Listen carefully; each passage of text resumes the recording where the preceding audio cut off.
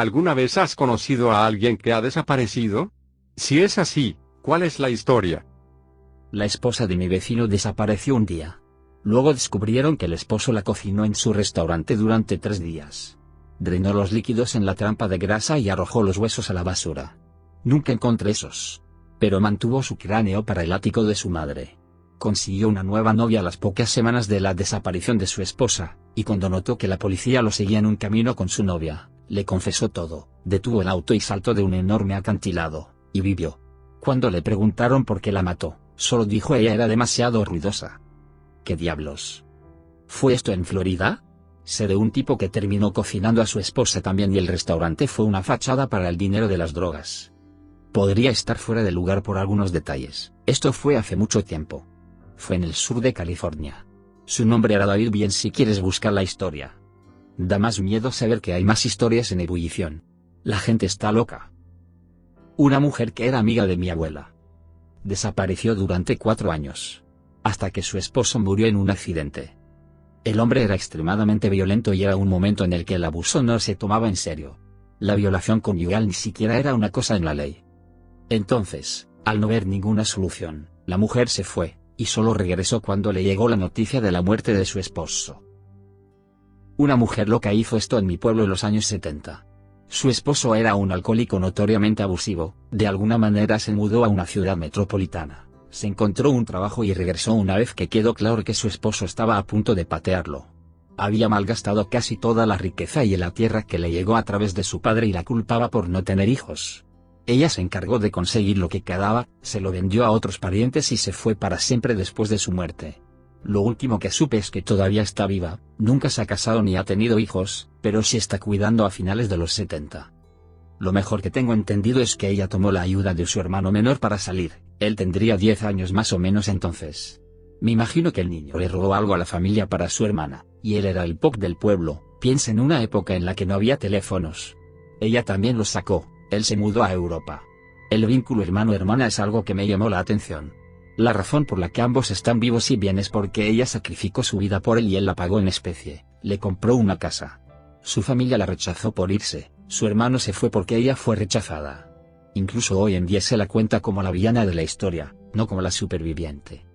La mujer es un verdadero ícono feminista, espero que hagan un cortometraje sobre ella y me golpeen esa mierda en mi culo al revés pensando en la cabeza del pueblo. Es bueno que lo veas de manera diferente a tu pueblo. Espero que les vaya bien ahora y que estén felices. Ellos lo merecen. Tenía un amigo en la escuela secundaria que tenía padres muy estrictos. Realmente no era un niño malo en absoluto, solo hacía las cosas normales que todos hacíamos, pero sus padres decidieron que tenía que ir a algún tipo de internado militar. Nos escribimos el uno al otro, pero poco a poco se fue desvaneciendo con el paso de los años. Él regresó a nuestra ciudad y salimos un poco, pero luego se fue y nadie volvió a saber de él, incluida su familia. Todavía pienso en él hasta el día de hoy. Esto fue a mediados de los 70. Si vive en Tayikistán, conocerá al menos a un niño que desapareció y fue asesinado. ¿Por qué Tayikistán no es seguro? Amo a Tayikistán, pero es inseguro. Especialmente si eres una niña. Hay al menos un niño asesinado cada día. Nunca se escucha en las noticias porque el gobierno lo controla todo. Tienen una lista de lesbianas y gays que están fuera. Es severamente antimusulmán, lo cual es ridículo porque tenemos alrededor de 9 millones de personas y casi todos los tayikos son musulmanes. Si está trabajando, no puede usar un hijab y es recomendado que use bufandas de la manera cultural.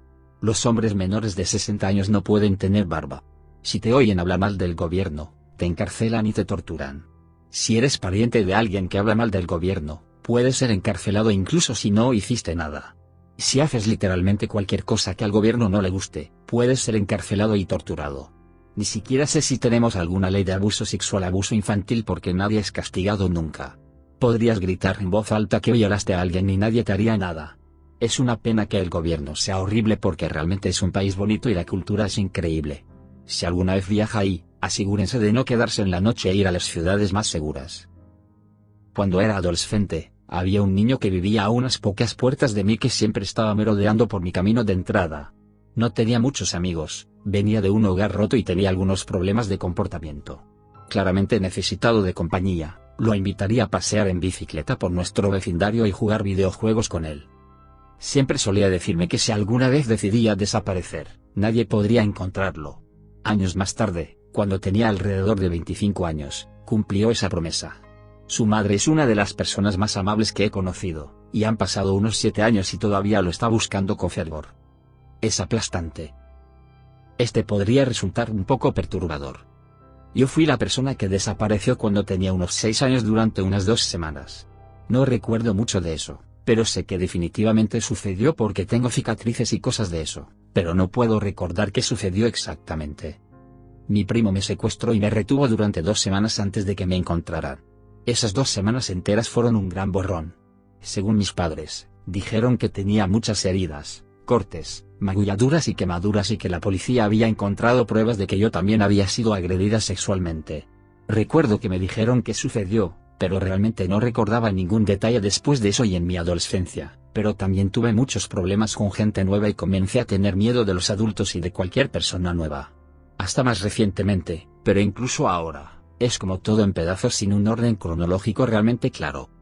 Estas son algunas de las piezas que he reunido y que me siento al menos un tanto cómodo compartiendo.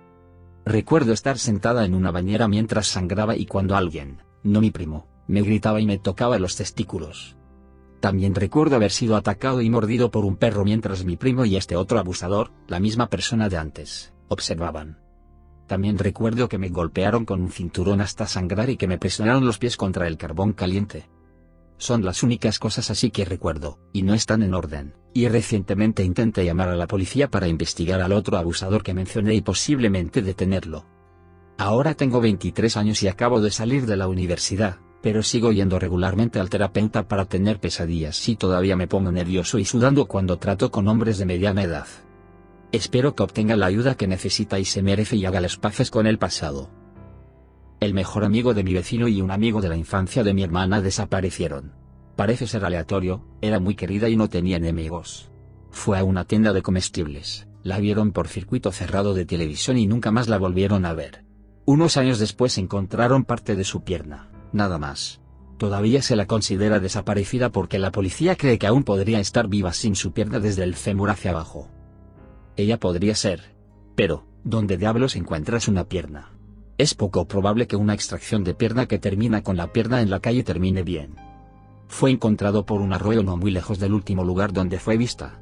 Dudo que se alejara arrastrándose sangrando profusamente, pero ni siquiera para empujar el ángulo del juego sucio es un poco extremo en mi libro. Los amigos y la familia no estaban nada felices. Mi abuelo, era un padre indolente, bebía todo su dinero y hacía sufrir mucho a mi madre y a mi abuela. Era violento y solía engañar a mi abuela con varias mujeres. Un día no vino a la casa después del trabajo durante unos 15 años. Resulta que ganó un premio de lotería durante los años 70 y se mudó a Brasil sin decírselo a nadie. Mi abuela solo recibió una carta un año después en la que decía que debería encontrarse con él en Brasil, pero mi abuela lo ignoró y se casó con el hombre con el que pasó toda su vida. Curiosamente, regresó durante los años 90 completamente arruinado y con una deuda con algunos tipos de la mafia brasileña. Mi mamá le dijo que lo golpeara y nos amenazó con vender la casa a menos que lo recibiéramos de nuevo en la familia. Hace unos 15 años, mi tío condujo desde Arizona con sus 3 hijos a Illinois, donde vivían mi familia y mi abuela. Se quedó el fin de semana con mis abuelas, y se suponía que se quedaría una semana más antes de regresar a Arizona, pero luego se fue en medio de la noche un domingo sin decir una palabra. Sin embargo, dejó una nota diciendo que no volvería y que mi abuela se haría cargo de los niños. Ninguno de nosotros, ni siquiera sus hijos o su ex esposa, escuchó o vio nada sobre él hasta hace 2 años cuando mi mamá lo encontró en Facebook. Al parecer, se mudó a Filipinas con una mujer filipina y comenzó una nueva familia ahí. El primo de mi amigo desapareció el 11 de septiembre en el Bajo Manhattan. El cuerpo nunca se recuperó. Sin embargo, estaba en Nueva York esa mañana pero no tenía ningún negocio conocido en las Torres Gemelas. Su matrimonio estaba fracasando mucho y los tiempos eran difíciles para él. La familia sospecha que aprovechó la oportunidad y comenzó una nueva vida. Hace varios años, el novio de un amigo se fue de excursión a las montañas Cascade. Fue a finales de septiembre, que es una época del año en la que las condiciones meteorológicas pueden cambiar en cualquier momento. Su compañero de caminata dijo que en un momento estaban caminando y hablando. Luego, de repente, miró hacia atrás y se dio cuenta de que estaba solo. Organizamos grupos de búsqueda durante semanas, pero nunca se encontró rastro. Lo único que tiene sentido es que el tipo perdió el equilibrio y se deslizó por la montaña, pero nadie pudo encontrar evidencia de un deslizamiento o vegetación dañada. Todavía me pregunto si el tipo eligió desaparecer para evitar algún tipo de deuda. Tal vez el amigo lo mató y usó eso como excusa.